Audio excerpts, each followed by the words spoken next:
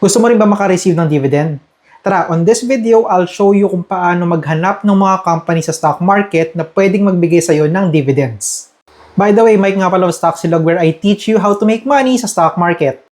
Dividends are rewards or balato na binibigay sa'yo ng isang company just because you are a shareholder. So, paano ka magiging shareholder? Well, of course, you need to buy the shares first para maging shareholder ka.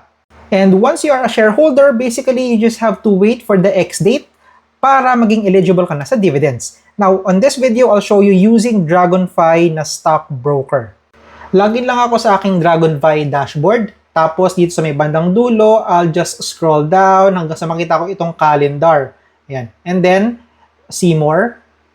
It will list down all the dividend announcement na nagawa na before. Since this is sorted by payment date, ang kailangan ko is the X date. So, I'll just sort it out here, scroll down, and then I'll just try to find yung pinakamalapit na X date. Ayun, sa page 4 ko pa siya nahanap. And then from here, pipili lang ako doon sa mga stock na yon. So, for me siguro, I'll go with Century Pacific Group. Yan. Kasi ang kanilang X date ay sa September 25, 2025, and ang payment date nito is October 22 naman.